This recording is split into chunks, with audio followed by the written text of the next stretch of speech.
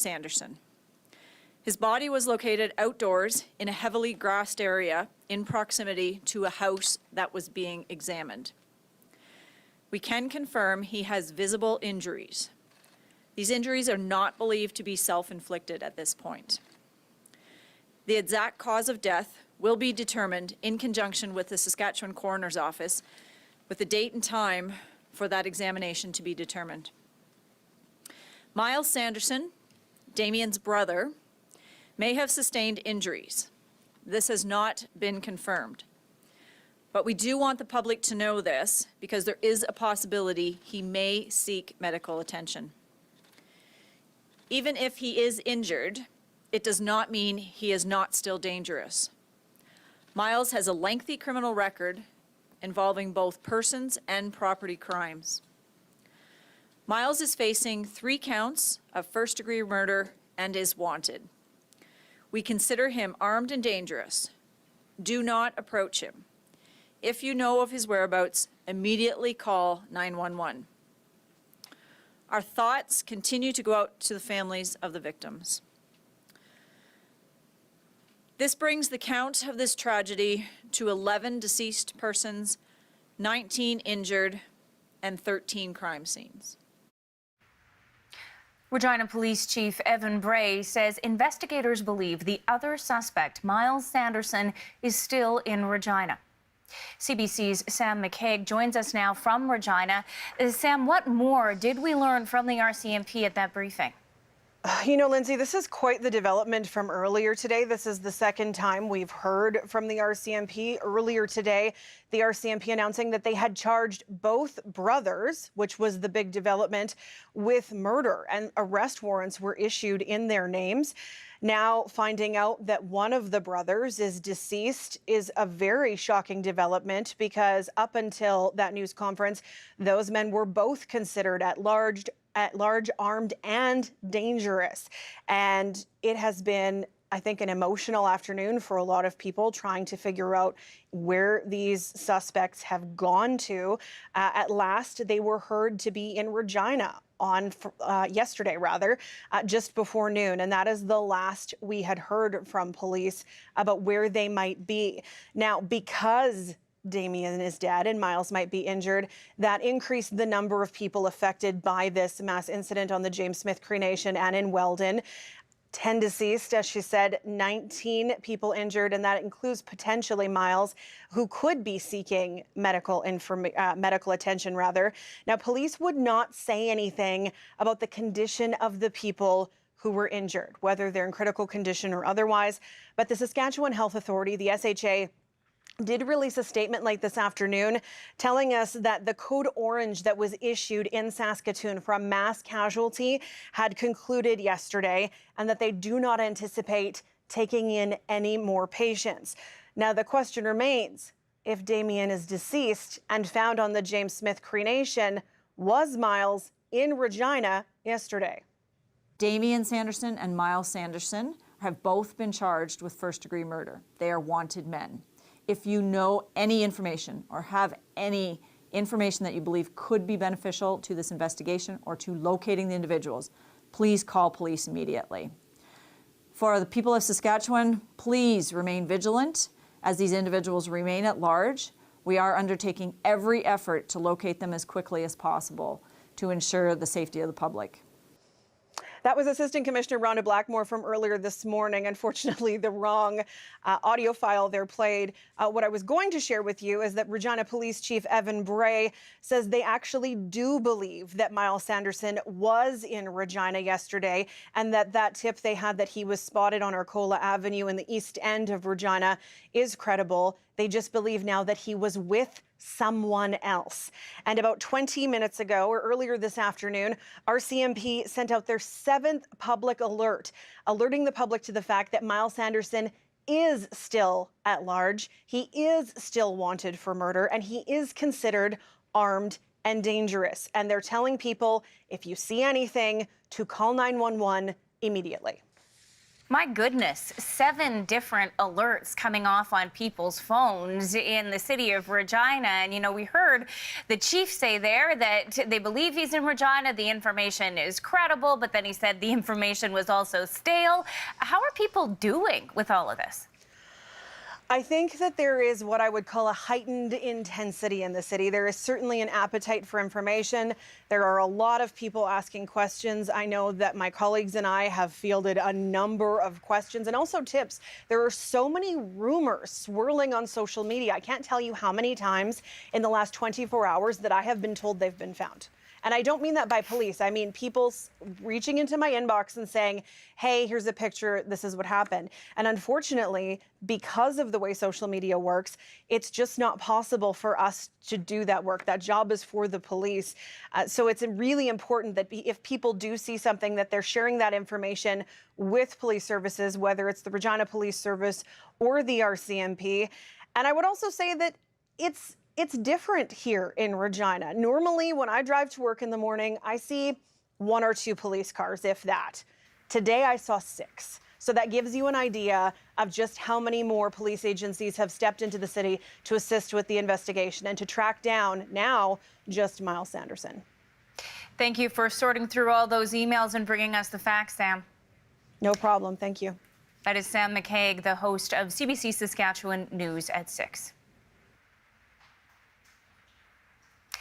Bruce Pitt-Payne is a retired RCMP Special Crimes investigator and sergeant. He is in Maple Ridge, British Columbia. We spoke to him earlier, and he gave us his take on what we learned from that RCMP briefing. What a twist. And I think it's shocked everybody that now, I mean, this sort of stuff does happen. The police can't know everything until they find the evidence, but it still is quite shocking that he was, Damien, found up in the original crime scene area. 2 things jump to mind, though, and number one is, I know we've spoken and some of the journalists have asked about the credibility of the eyewitness that had the sighting in Regina. And it's gone from 2 people in the vehicle to now just the vehicle. And that is something I would love to hear more on eventually is it a matter of a very confident eyewitness? Because confidence doesn't necessarily equate to actual accuracy or reliability, especially when that information was given out. So were there more details about the vehicle than were actually broadcast would be very important. Or even the relationship to the person who was calling that information in, right? Obviously, police seem to have reason to trust that information that we're getting. We heard the police chief of Regina very clearly say that they do believe that he is in Regina. Yeah, based on that information, and that's why I'm saying that this is something to probe a little further on that would be very important for everybody to know at some point. Is it a frailty to eyewitness memory where everybody wants to believe it, or was there additional information and corroboration in some other way? Be very important to know. The only other information I can think of right now that comes out of this is another journalist asked this very important question regarding the unlawfully at large status of Miles beforehand since May. And it'll be very important to find out before all of this settles what efforts were made to actually find him when he was unlawfully at large and why this wasn't mentioned in the first day, because they would have known that immediately. And it was interesting to see her sort of deflect that question by saying that a lot of people have outstanding warrants for arrest. That's not something that necessarily makes you feel safer answering the question in that matter. You know, the other piece of new information that we'd been asking about in this instance is that these 2 men were brothers. How does that change what we know about the situation based on your experience investigating crimes? I don't know. I had, it's funnily enough, or assumed, as many people had, that they were brothers, and then only read later that that had not been confirmed. So it's just confirming my first guess because of the last names. Doesn't make any difference to me, other than it would be very bizarre if he killed his brother, too. close-knit community, though, that we are talking about. As you mentioned, we are looking at a series of criminal history that we have with Miles Sanderson, now someone who police are looking for in Regina and presumably in other places across the province. Crimes against property and persons. What do we know about Miles Sanderson, and how might that help us understand where police will go to find him? Well, they will be checking probably with parole officers, anybody that knew anything about him. And it's not necessarily just his criminal record, but did he have associates? Did he have places that he's been to before in Regina or any other place? So they're going to be checking for that. Is somebody going to, as a friend, accidentally reveal his whereabouts on social media? They're going to be checking and working very diligently on that part. It was really interesting to see the police officers make the point that Miles Sanderson may be injured, and that they did not go into the extent of those injuries, but did say that he may be seeking medical care. What does that signal for people? Say you're working in a hospital in rural Saskatchewan, but how are you supposed to handle that information? I don't know why some information is being told and some isn't. And very much like yesterday, that I was asked quite often, why are they saying some were targeted and some weren't, but won't go into any detail? And now we have the injury, and it just leaves me with a blank as how is somebody supposed to recognize him? If he had a distinct injury, or if they knew that, it would probably help. But it tells me that they probably don't know the extent of his injury. It may have been something such as just some extra blood, and they're assuming that that came from him. We don't know yet. You mentioned there that you are saying they're making choices about what they're telling the public. Obviously, this has rattled the province, several different communities. Do you think that the RCMP are being adequately forthcoming for the amount of danger to the province right now? I can talk historically, and this is, again, never to cut down the frontline members, but we were promised more transparency by the commissioner only a week ago or so at the commission being held out in Nova Scotia. And it already seems like they're saying what they want people to know, not necessarily what is happening. Now, some investigative detail has to be held back to preserve the integrity of that investigation so witnesses aren't contaminated, etc. But I'm just really hoping that they're not following what the RCMP has been known for, which is having a different definition of transparency than the people who are actually asking the questions.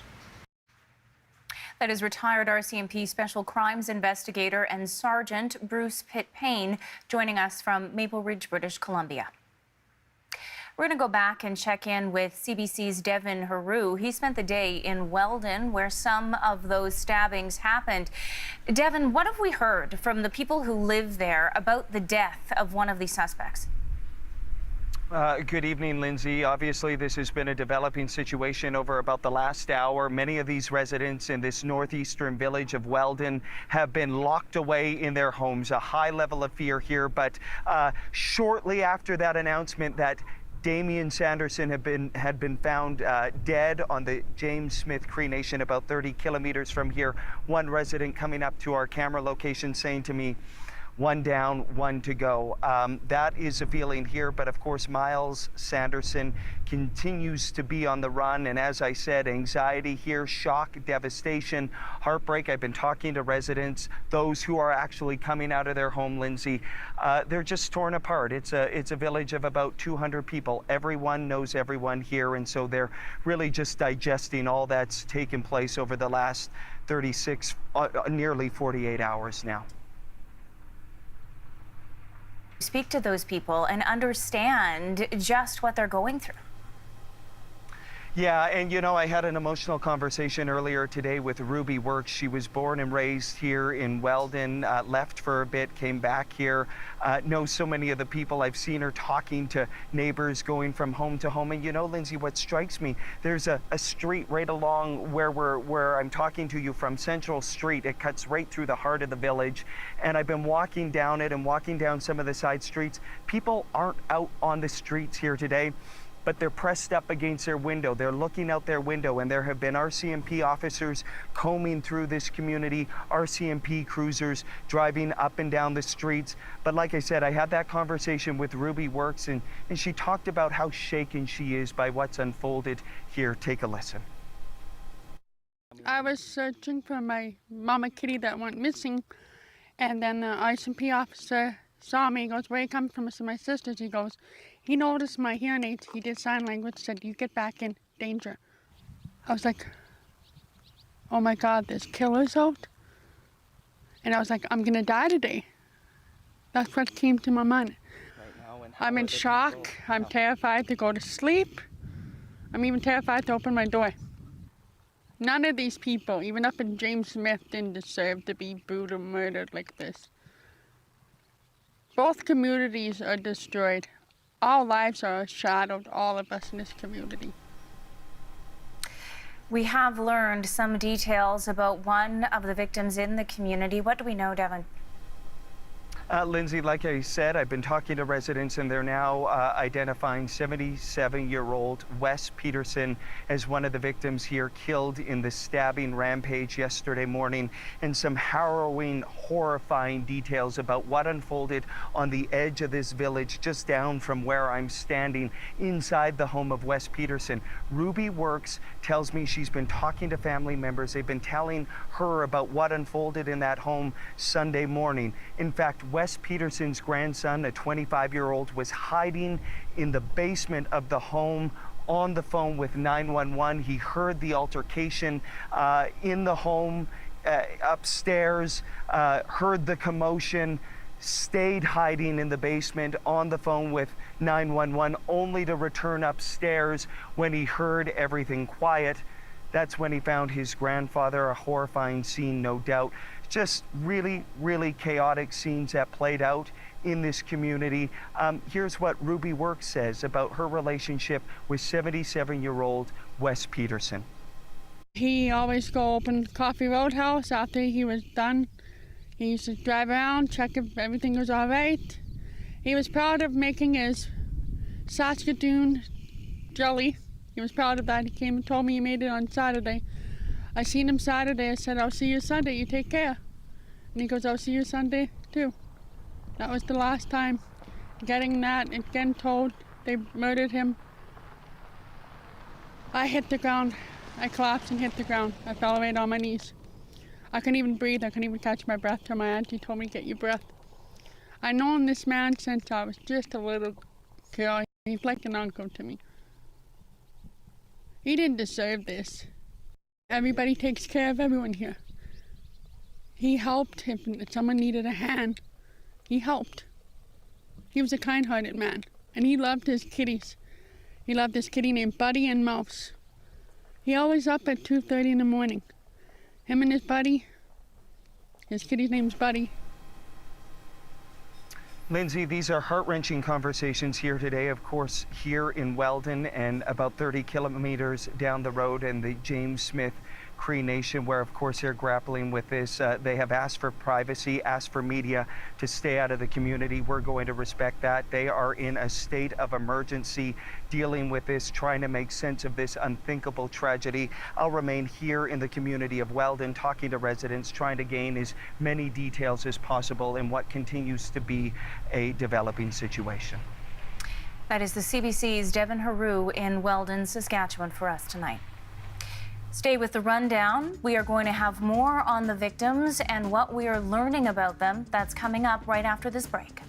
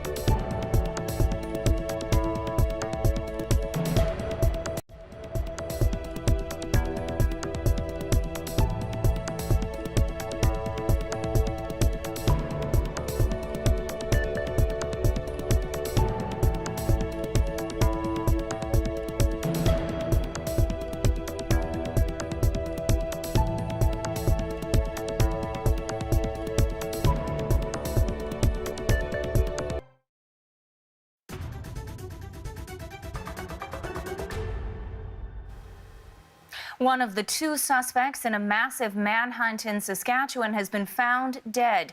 The body of 31-year-old Damien Sanderson was discovered earlier today. Police say he suffered injuries that did not appear to be self-inflicted. The other suspect, 30-year-old Miles Sanderson, who is Damien's brother, remains at large. Police believe he may be injured and seeking medical help. He is still considered dangerous. The two were accused of killing 10 people and injuring 19 others in two communities on Sunday. Even though he is still at large, Miles Sanderson is facing several charges, including first-degree murder, attempted murder, and breaking and entering.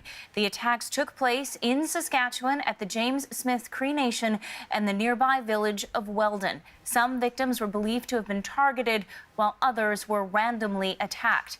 Police in Saskatoon confirm they have been looking for Miles Sanderson since May, when he stopped seeing his parole officer. Miles had been serving a 5-year sentence for assault, robbery, mischief, and uttering threats. And we are now learning about the people killed in these attacks. Natalie Collada is on this story for us. Natalie, can you take us through what you're learning? Yes, Lindsay. Well, we can now identify 3 of the victims killed in the stabbing rampage. The first we're going to talk to you about is Gloria Burns. Her brother-in-law spoke to CBC saying that she was in fact a healthcare worker and that she went on a call, a crisis call, in the community and died after being caught up in the violence. Her brother Ivor spoke to CBC about finding his sister-in-law. Now we're going to bring you some of that conversation, but a warning to some viewers, the details of this you may find disturbing. Have a listen. I was on my way to, I passed Nacum when I got a phone call that there was a death in my family. And there,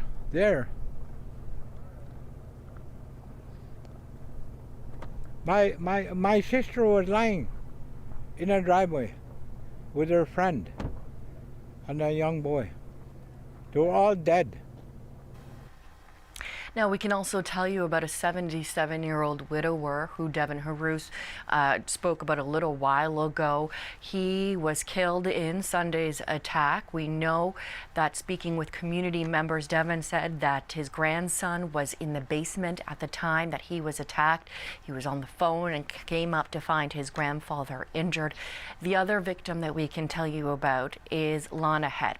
And her family has confirmed to CBC that she was, in fact, one of the individuals killed, 49 years old, a mother of 2 adult children. She was also a local security guard. Her family confirming that they are in shock, as you can imagine, but that shock has now turned to anger. We know police say there are 28 victims in various ages, both men and women. That is according to police. However, police do confirm no children or infants were injured in the stabbing rampage. Officers are working to contact next of kin, and that is why we don't have a full list of victims at this time. Once they are notified, that is when the media learns more details about those victims, and as soon as we have those, we will bring them to everyone at home. Lindsay? So many families, Natalie, facing so much heartbreak. Can you tell us more about the support that's being offered to help people? We do know that several groups and organizations have been come in to support the James Smith Cree Nation as well as the surrounding communities. The Canadian Red Cross is among them. They are working with the Cree Nation as well as the FSIN, that is the Federation of Sovereign Indigenous Nations, to provide support and comfort to family members as well as the community at large. The province's victim services have also been deployed to the area. The local school is being set up as a center for those who need services, and the Prince Albert Grand Council, they have also teamed up with the local health authority to provide any sort of social support that is necessary. And of course, there is much grieving to happen. 28 people injured in that attack. 10 people were killed, 15 taken to hospital, 18 injured in total, 19 if you consider the last the suspect, who still at this point remains at large. Thanks, Natalie. And there is support available for those impacted by the tragedy in Saskatchewan. The Hope for Wellness helpline is available for all Indigenous people right across Canada, 24 hours a day, 7 days a week. You can call the number, you see it there on your screen, or visit the website to chat with someone online. We have lots more ahead on the rundown. Hear what Prime Minister Justin Trudeau and Premier Scott Moe had to say today about the tragedy in Saskatchewan. That is straight ahead.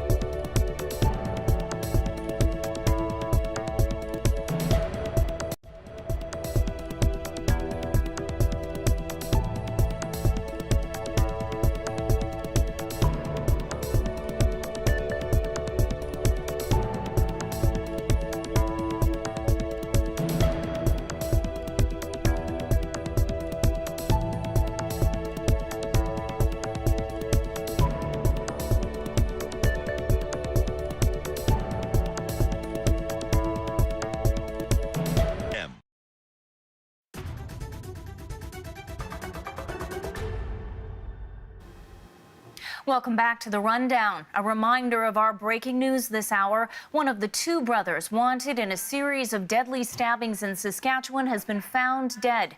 Here's the announcement from the commanding officer of the Saskatchewan RCMP. At 11:30 a.m., a deceased male was located on the James Smith Cree Nation. At 1:17 p.m. today, it was confirmed by Saskatchewan RCMP Forensic Investigation Section that the deceased is Damien Sanderson. His body was located outdoors in a heavily grassed area in proximity to a house that was being examined. We can confirm he has visible injuries. These injuries are not believed to be self-inflicted at this point. The exact cause of death will be determined in conjunction with the Saskatchewan Coroner's Office, with the date and time for that examination to be determined. Miles Sanderson, Damien's brother, may have sustained injuries. This has not been confirmed. But we do want the public to know this because there is a possibility he may seek medical attention. Even if he is injured, it does not mean he is not still dangerous. Miles has a lengthy criminal record involving both persons and property crimes. Miles is facing 3 counts of first-degree murder and is wanted. We consider him armed and dangerous. Do not approach him. If you know of his whereabouts, immediately call 911. Our thoughts continue to go out to the families of the victims. This brings the count of this tragedy to 11 deceased persons, 19 injured, and 13 crime scenes. Regina Police Chief Evan Bray also says that officers believe the other suspect, Miles Sanderson, is still in Regina. I'd like to bring in Michael Kempa right now. He's an associate professor of criminology at the University of Ottawa, and he joins us from the nation's capital. Mr. Kempa, I want to start by getting your reaction to what we just heard there from police. One of the two suspects the police were looking for, we'd seen his picture over and over again for the past couple of days or more than a day now. He's dead. What do you make of this? Well, it's an extraordinarily difficult case for the police to, first of all, get their hands around and subsequently investigate. It seems we have two brothers, as we say. One is deceased, Damien. We're not at all sure on motive. There's been a number of statements, including from Indigenous representatives, that drugs could be involved.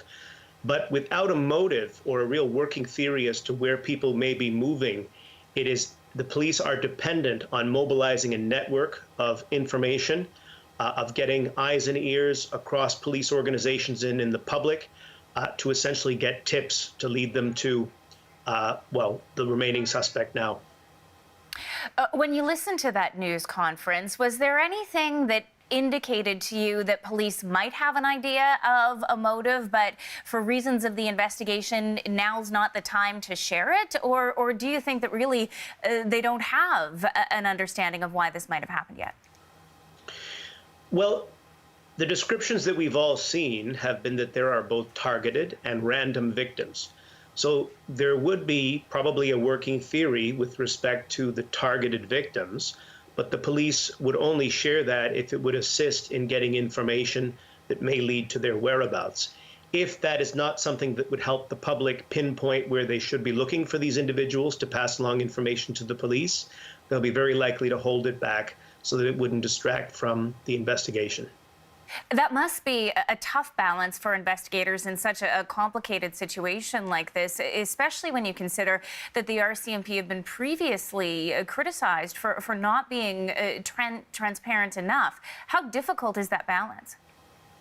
It's extremely difficult. I mean, this was the whole breakdown in Nova Scotia around the Portapique massacre, and obviously one of the main emerging conclusions of the ongoing Mass Casualties Commission was that the RCMP held back far too much information and didn't proactively reach out and mobilize other police organizations quickly enough. In this case, it seems that the early lessons of the Mass Casualties Commission, everybody has been paying attention, and the Saskatchewan RCMP quickly reached out to the independent police agencies across Saskatchewan, especially in Regina and Prince Albert and elsewhere, to get that network of law enforcement working together as quickly as possible. It's a very, very difficult balance, but generally, it is only information that could tip off the people they're pursuing as to how close they may be that they would want to hold back. I want to talk to you about the information about Regina, specifically that people in that city were told that the suspects, both of them, were in their city. And now we know that one of those men is dead. We heard the Regina police chief say that they do believe that Miles Sanderson is still in the city, but he called that information stale, saying that it was indeed from yesterday. What does that tell you about where the investigation is at and how concerned the people in Regina should be? Well, they should, of course, remain completely alert and concerned until Miles Sanderson is caught. By stale information, we simply mean if it's the fact that he was driving a black Nissan Rogue and could have been around Regina yesterday. I mean, obviously, you can move many hundreds of kilometers in multiple hours. This is why the RCMP has also advised their neighboring contingents in Alberta and Manitoba to also put out a dangerous persons alert, because Miles Sanderson could be in either of those provinces at this point.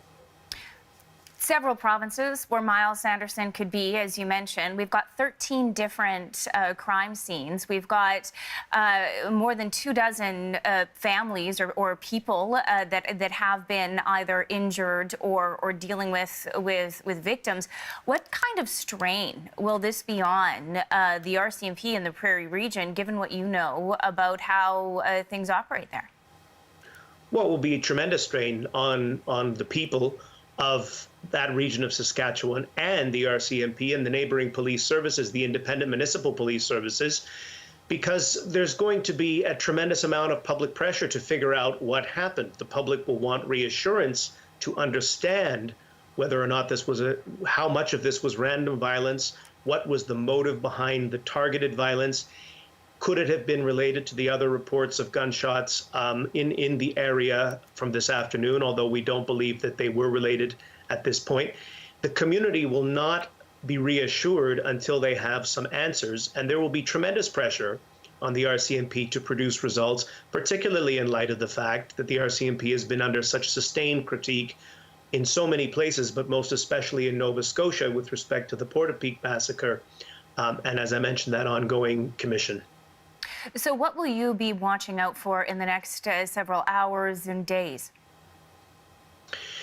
Really, the chances are this will come to a head either because there will be a public tip, a spotting perhaps, or one way or another, the network of law enforcement will get lucky and just happen to encounter a vehicle that's either driving erratically or strangely, which will lead to a stop that may produce the suspect. We've got to leave it there. Michael Kempa is an associate professor of criminology at the University of Ottawa. He joined us from Ottawa. 11 people dead, 19 injured, and one suspect still on the run. We will have all the latest details on the manhunt in Saskatchewan here on The Rundown. That's just ahead. Stay with us.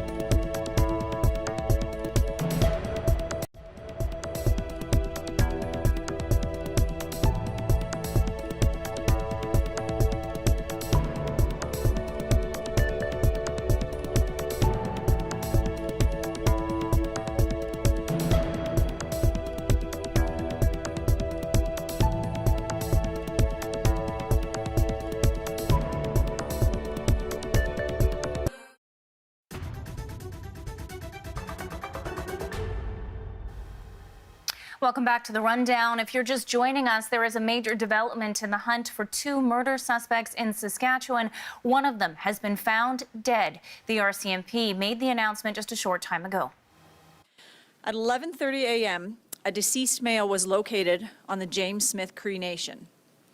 At 1:17 p.m. today, it was confirmed by Saskatchewan RCMP Forensic Investigation Section that the deceased is Damien Sanderson.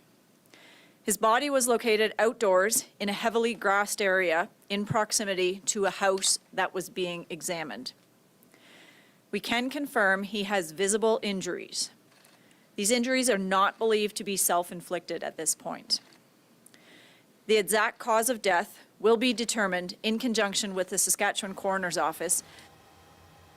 Prime Minister Justin Trudeau spoke earlier about the stabbings, saying that that kind of violence has no place in Canada. Sadly, over these past years, tragedies like these have become all too commonplace. Saskatchewanians and Canadians will do what we always do in times of difficulty and anguish. We'll be there for each other, be there for our neighbors, lean on each other, help grieve and help heal. We will continue to do that, and all Canadians will be with you in this difficult time. For more on the Saskatchewan manhunt, I want to bring in former Manitoba RCMP officer Richard Bro. He joins us from St. Adolphe, Manitoba. Thanks for taking the time, Mr. Bro.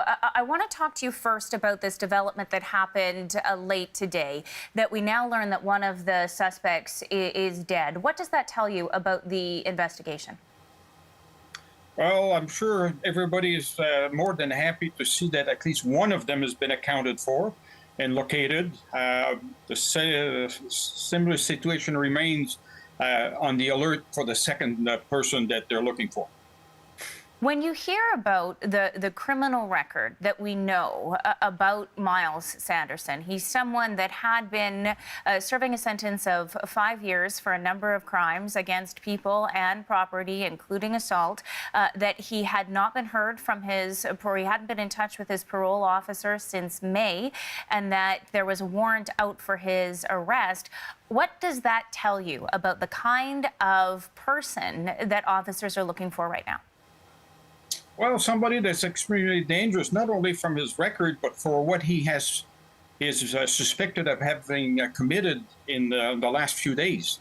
With the number of people that have been found dead, plus injuries, we have a number of 25 people, so that's pretty serious. Whatever he has committed in the past, this is a new page in his record book.